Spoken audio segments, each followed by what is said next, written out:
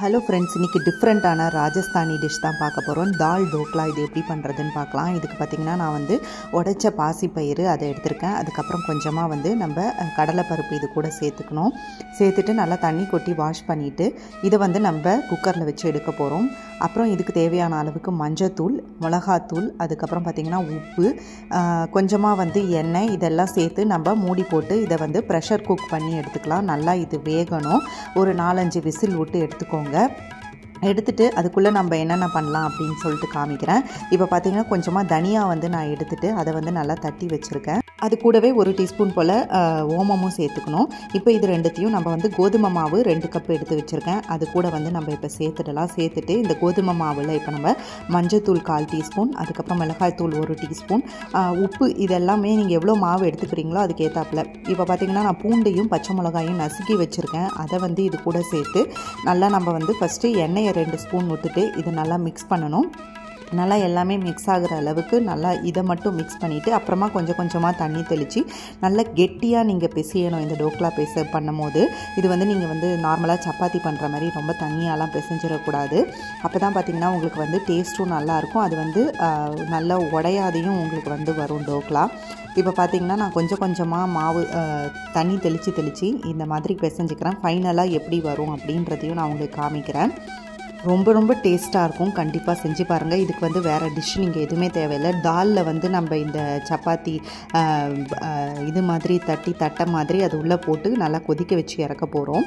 இது அதுவே சாப்பிட்றதுக்கு ரொம்ப டேஸ்ட்டாக இருக்கும். இப்போ பார்த்திங்கன்னா இந்த மாதிரி கெட்டியாக நம்ம மாவு பிசைஞ்சுக்கணும். இப்படி பிச்சிங்கன்னா உங்களுக்கு இந்த மாதிரி தான் ஸ்ட்ரெயின் பண்ணி கொஞ்சம் பிக்கிற மாதிரி இருக்கும். அந்த லெவலுக்கு நீங்கள் ஹார்டாக இதை பிசைஞ்சு எடுத்துக்கணும். இப்போ குட்டி உருண்டையாக ஒரே அளவாக நம்ம எடுத்துக்கணும். அப்போ தான் தண்ணி அந்த தாலில் போட்டு கொதிக்க போது எல்லாமே ஈவனாக வெந்து வரும். இப்போ பார்த்திங்கன்னா எல்லாத்தையுமே நம்ம ரெடி பண்ணி வச்சாச்சு. இந்த மாவை ஒரு 5 நிமிஷம் நம்ம எண்ணெய் தடவி அப்படியே ரெஸ்ட் பண்ணிடலாம். அதுக்குள்ளே பார்த்திங்கன்னா தால் ரெடி ஆகிடுச்சு. கொதிச்சிருச்சான்னு செக் பண்ணிக்கலாம்.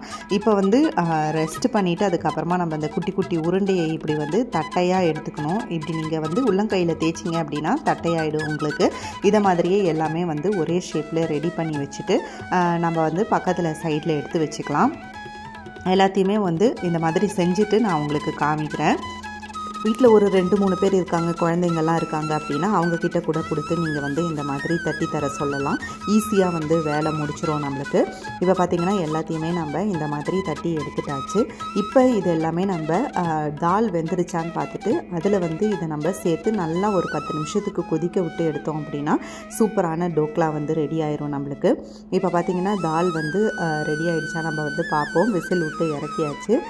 தாலும் நல்லா வெந்திருக்கு. இப்போ இதில் தேவையான அளவுக்கு நான் தண்ணி சேர்த்துட்டு நல்லா அது தண்ணியாக இருக்கணும். அப்போ தான் பார்த்திங்கன்னா உங்களுக்கு இந்த டோக்லா வேகும். இப்போ அந்த ஒன்றா நம்ம இறக்கணும். மொத்தமாக போட்டிங்கன்னா ஒன்று ஒட்டிக்கும். அப்படி இல்லாத நம்ம தனித்தனியாக எடுத்து போடும் போது நல்லா தனித்தனியாக உங்களுக்கு வெந்து வரும். இப்போ இது எல்லாத்தையுமே நம்ம ஒன்றா சேர்த்துட்டு ஒரு 10 நிமிஷம் கொதிக்க விட்டு இதில் நீங்கள் 2 டீஸ்பூன் நெய் சேர்த்துக்கலாம். அது மட்டும் இல்லாத பார்த்திங்கன்னா கொத்தமல்லி பொடி பொடியாக நறுக்கி அதையுமே சேர்த்துக்கலாம். நல்ல டேஸ்ட்டாக இருக்கும்.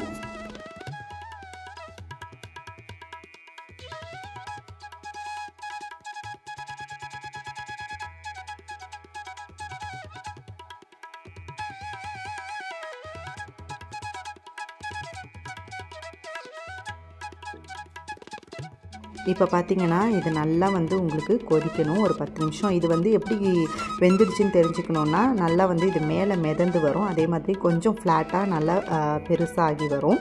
அப்படி இருந்துச்சுன்னா நம்ம வெந்துடுச்சுன்னு தெரிஞ்சுக்கலாம். இப்போ பார்த்திங்கன்னா உங்களுக்கு அந்த மேலோடையே நல்லா மிதக்கிறது தெரியுது பாருங்கள். இந்த ஸ்டேஜில் நம்மளுக்கு ரெடி ஆகிடுச்சு. இப்போ இது கூட நான் 2 டீஸ்பூன் அளவுக்கு நெய் சேர்த்துக்கிறேன். நெய் விட்டு நம்ம சாப்பிடும் போது தான் இதோட டேஸ்ட் அவ்வளோ சூப்பராக இருக்கும். இது வேணுன்னா நீங்கள் லாஸ்ட்டாக ஃபைனலாக சர்வ் பண்ணும் போது லெமன் கூட புழிஞ்சு விட்டுக்கலாம். உங்கள் டேஸ்ட்டுக்கு ஏற்ற மாதிரி கொஞ்சம் புளிப்பு தேவை அப்படின்னா. இப்போ நம்ம சர்வ் பண்ணியாச்சு. இது அப்படியே சாப்பிட வேண்டியதான். நம்ம ஃபைனலாக பார்த்திங்கன்னா நெய்யும் கொத்தமல்லி இருந்தால் போட்டுக்கோங்க. நான் இன்றைக்கி போடலை. அப்புறம் லெமன் ஒரு 2 ட்ராப் சேர்த்துட்டு நல்லா மிக்ஸ் பண்ணி சாப்பிடும் போது ரொம்ப டேஸ்ட்டாக இருக்கும். கண்டிப்பாக செஞ்சு பார்த்துட்டு எப்படி இருக்குது அப்படின்னு எனக்கு கமெண்ட்டில் மென்ஷன் பண்ணுங்கள். கண்டிப்பாக இந்த வீடியோ உங்களுக்கு பிடிக்கும்னு நினைக்கிறேன். பிடிச்சிருக்கா மறக்காமல் நம்ம சேனலையும் சப்ஸ்கிரைப் பண்ணிக்கோங்க. Thank you friends.